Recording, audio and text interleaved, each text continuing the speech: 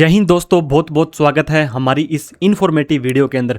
आप सब लोगों को पता होगा असेसमेंट ईयर 25-26 के लिए कोई व्यक्ति जब अपनी आईटीआर भर देता है तो उसमें कुछ लोगों के आईटीआर को सेलेक्ट किया जाता है सेक्शन 143(2) के अंदर, स्क्रूटनी असेसमेंट के अंदर, सेक्शन 144(b) जो कि आपका फेसलेस असेसमेंट होता है। बहुत सारे लोगों को ये मैसेज आए थे दोस्तों, क्योंकि ये नोटिस इन लोगों को 30 जून से पहले निकालने थे और वो निकाल दिए गए हैं। उसके बाद में लोग पैनिक हो गए थे कि सर अब क्या करें, आगे का क्या रिप्लाई देना है। तो आप लोगों को दोस्तों एक नया नोटिस अब जारी किया जाएगा सेक्शन 142(1) के अंदर। एक व्यक्ति को दोस्तों 2 जुलाई को ये नोटिस आया है। असेसमेंट ईयर 25-26 है, पैन कार्ड लिखा है और ये DIN यानी कि डॉक्यूमेंट आइडेंटिफिकेशन नंबर लिखा होगा। यहाँ पे देखिए ये जो नोटिस आया इसको डिटेल में आपको पढ़ के बताऊंगा, लेकिन आप इतना समझ लीजिए कि अब आपको सवाल पूछे गए हैं, इन सवालों का जवाब देना है। तो आप लोगों को क्या करना है, इस नोटिस को देखने के लिए, पढ़ने के लिए, रिप्लाई देने के लिए इनकम टैक्स के पोर्टल पर जाना पड़ेगा। तो आप किसी भी ब्राउजर में आ जाएं, incometax.gov.in, ये इनकम टैक्स डिपार्टमेंट वालों की वेबसाइट है। यहां पर आकर के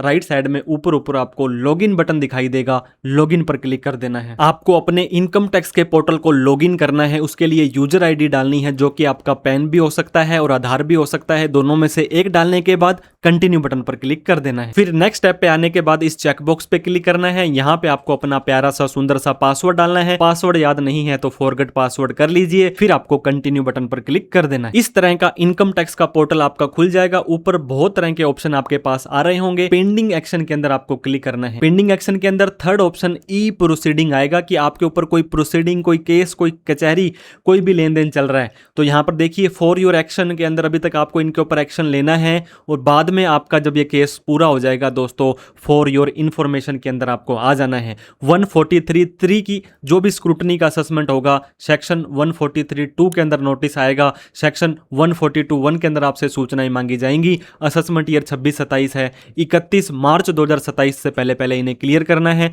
और यहां पे ओपन आ रहा है। अब आपको व्यू नोटिस ऑर्डर के ऊपर क्लिक कर देना है दोस्तों। 3 नोटिसेज आपको जारी किए गए हैं।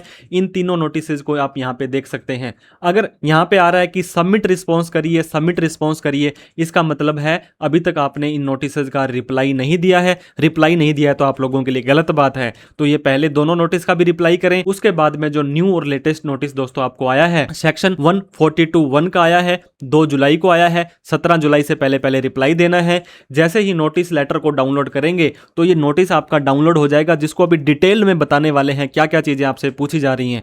अगर आपके पास इस तारीख तक भी डॉक्यूमेंट तैयार नहीं होते हैं तो ये देखिए एडजॉर्नमेंट ले लीजिए, तारीख आगे की ले लीजिए। सारे कागज आपके डॉक्यूमेंट रेडी हो गए हैं तो यहां पर सबमिट रिस्पॉन्स का ऑप्शन आ रहा होगा। इसमें आपको बताया गया है कि PDF के अंदर दीजिए, एक्सेल में दीजिए, जैसे मर्जी डेटा दीजिए, 20 MB से कम होना चाहिए। कंटिन्यू पर क्लिक कर देंगे। इसके बाद में आपको तो यहां पर जैसे ही आप आ जाएंगे तो आपको सबमिट पार्शियली करना है या फुली करना है। सारे के सारे रिप्लाई आपके तैयार हैं तो फुली कर दीजिए। अब यहां पे आपको क्या लिखना है दोस्तों, कम से कम आपको यहां पे 25 कैरेक्टर यहां पे लिखना है कि dear sir please find my reply, I have attach all the document. आप एक वर्ड की फाइल में प्रॉपर रिप्लाई तैयार करेंगे और जो भी अटैचमेंट्स हैं वो PDF के तौर पर क्लिक हेयर करके यहाँ पे आपको अपलोड करने हैं। तो जैसे ही क्लिक हेयर करेंगे, अब यहाँ पे देखिए जो जो डेटा आपको लगता है फिक्स असेस्ट का, ये का, पैन का, डिटेल का, बैंक अकाउंट का, वो तो आप यहाँ पे ले लीजिए। आपको नहीं समझ आ रहा तो नीचे यहाँ पे आपको नंबर ऑफ ट्रांजेक्शन्स, मान लीजिए आपके 6 अटैचमेंट है, 10 अटैचमेंट्स हैं और ऐड डॉक्यूमेंट पर क्लिक कर देंगे अगर आप, तो यहाँ पे आप देख सकते हैं कि आपका रिप्लाई, मान लीजिए आपने यहाँ पे रिप्लाई पर क्लिक करके ये अटैच कर देना है। यहाँ पे आपका फॉर्म नंबर 16 वो अटैच कर देना है। यहाँ पे आपने जो भी आपकी डिडक्शंस एग्जम्पशंस है, जितने आपके पास डॉक्यूमेंट है वो सारे के सारे अपलोड कर देने हैं। अब अपलोड करने के बाद आपको सीधा ही कंटिन्यू पर क्लिक करना है और सबमिट कर देना है। इसके लिए आपको अपने नोटिस को पहले पढ़ लेना बहुत जरूरी है। तो ये नोटिस को आप जैसे ही क्लिक करेंगे PDF की फाइल आपकी डाउनलोड हो जाएगी। उसको कैसे पढ़ना है, कैसे रिप्लाई देना है, उसके बारे में भी जान लेते हैं। तो जैसे ही आप उस नोटिस को डाउनलोड कर लेंगे, यहाँ पे देखिए दोस्तों government of India, ministry of finance, income tax department, यहाँ पर किसी भी ऑफिसर का उसका एड्रेस या नाम नहीं लिखा है, क्योंकि यहाँ पर आप देख सकते हैं नेशनल फेसलेस असेसमेंट है।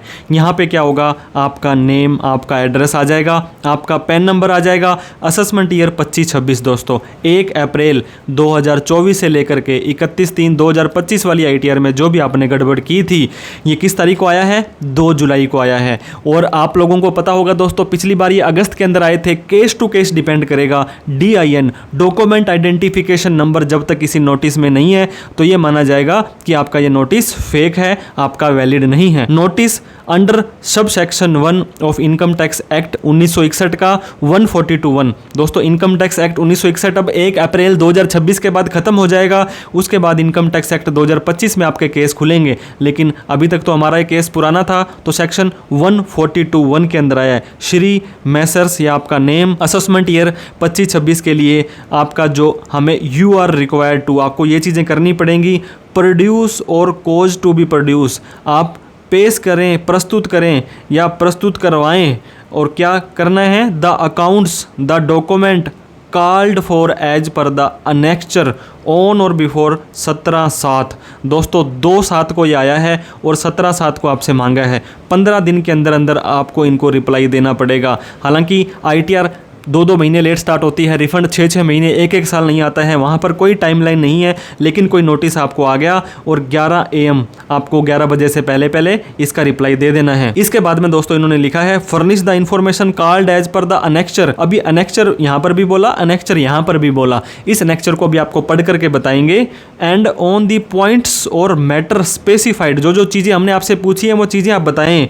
ऑथेंटिकेट करें प्रिस्क्राइब्ड मैनर में सेक्शन 144B, जो कि फेसलेस असेसमेंट होता है, ऑन बिफोर, इस तारीख से पहले पहले। तो इसके लिए आपको क्या करना पड़ेगा? इन्होंने प्रॉपर बता दिया है। इनकम टैक्स के पोर्टल पर जाओ, ई प्रोसीडिंग में जाओ, वहां पर आपको अपना रिप्लाई पॉइंट वाइज देना है। फिर आगे इन्होंने लिख दिया yours faithfully assessment unit, verification unit, technical unit और review unit income tax department का। To know the originator of this communication, आपको डिजिटल सिग्नेचर देखना पड़ेगा। देख भी लेंगे तब भी आपको पता नहीं लगेगा दोस्तों कौन से ऑफिस से कौन से ऑफिसर ने आपको ये नोटिस भेजा है। अब जिस अनेक्चर की बात की जा रही थी वो अनेक्चर आपका ये रहा। हालांकि यहाँ पे आपको हिंदी और इंग्लिश दोनों ही लैंग्वेज में दिया है। The following accounts document information ये रिक्वायर्ड है सेक्शन 142(1) के अंदर, इनकम टैक्स एक्ट के अंदर, in connection to the ongoing assessment proceeding. आपके ऊपर असेसमेंट चल रहा है, आपका केस चल रहा है। In your case for the assessment year 25-26 you are required to furnish the following detail. हमारे इस क्लाइंट ने दोस्तों बहुत बड़ी जो गलती की थी, उस गलती को पहले मैं आपको बता दूं कि इस व्यक्ति को यह नोटिस क्यों आया गया है। जब आप लोग सैलरी की इनकम प्राप्त करते हैं ना दोस्तों, सैलरी, तो आपकी सैलरी सेक्शन 17(1) में, 17(2) में और 17(3) में आती है। इस व्यक्ति को 13,75,000 रुपए की सैलरी की इनकम आई थी और जितना भी टैक्स बनता था दोस्तों एज पर रूल TDS काट लिया गया था। जैसे ही साल खत्म होता है आपको फॉर्म नंबर 16 मिलता है, आप लोग पैनिक होते हैं, घबरा जाते हैं कि अब इसका मैं क्या करूं, कैसे करूं, मुझे सारा का सारा रिफंड चाहिए। तो इस व्यक्ति ने दोस्तों न्यू टैक्स रिजीम के अंदर ITR भर दी थी। ये देखिए 75,000 रुपए की स्टैंडर्ड डिडक्शन जो मिलती है वो न्यू में मिलती है, और अलाउंसेस जो होते हैं आपको पता होगा 80C वगैरह ये कुछ नहीं मिलती है। लेकिन उसके अलावा भी इन्होंने अलाउंसेस जो दिखे, नेचर ऑफ एग्जम्प्ट अलाउंसेस यहाँ पे लिखा आपको दिखाई दे रहा होगा। जितने भी एग्जम्प्ट अलाउंसेस आपके थे अब यहाँ पे उन्हें कुछ मिला नहीं तो उन्होंने एनी अदर में डाल दिया। बताओ इतने एनी अदर अलाउंसेस आपको न्यू रिजीम में मिलते हैं। CEA चिल्ड्रन एजुकेशन अलाउंसेस 36,000 रुपये। ये देखिए जो भी आपका था इतने सारे अलाउंसेस, रिस्क अलाउंसेस, HRA की छूट दोस्तों डायरेक्ट आपको कभी भी नहीं मिलती है। HRA का आपको प्रॉपर कैलकुलेशन करनी पड़ती है। डेयरनेस अलाउंसेस है, यहाँ तक तो ठीक था। प्रीवियस ईयर अलाउंसेस ये देखिए 2,40,000 रुपये हमारे पिछले साल के अलाउंसेस थे और इस साल हम अपनी सैलरी में से घटा रहे हैं। तो इतनी बड़ी मूर्खता आप लोगों को नहीं करनी चाहिए दोस्तों। डिपार्टमेंट बहुत ज़्यादा स्ट्रिक्ट हो चुका है। TDS आप अपना फेक क्लेम मत करें। जितनी भी छूट है आप अपने एम्प्लॉयर को बताएं, वो आपकी डिडक्शंस और एग्जम्पशंस देगा ताकि आपको पहले ही TDS आपका कम काट लिया जाए। क्योंकि आपके एम्प्लॉयर जो होते हैं वो पढ़े लिखे अच्छे होते हैं, उनको सब पता होता है क्या रूल है, क्या रेगुलेशन है। तो ये केस हमारे इस केस के अंदर है जिसका कि नोटिस आया है। तो वापिस मैं इस नोटिस पर आपको लेकर के आता हूँ। ये पूछते हैं brief description of your business activity and detailed source of your income under various head. एक व्यक्ति सैलरी की इनकम, रेंट की इनकम, बिजनेस की इनकम, कैपिटल गेन की इनकम और अदर सोर्स 5 हेड में इनकम कमाता है। तो ये कह रहे हैं 5 हेड की इनकम बताओ और आप क्या काम करते हो वो भी बताओ। Detail of all bank accounts. अब दोस्तों जो लोग बोलते हैं कि UPI का लेन देन जो पैसे आए खाते के अंदर वो सारी के सारे खाते के पैसे हमारी तो इनकम नहीं है क्योंकि ऑनलाइन शो नहीं कर रहे हैं।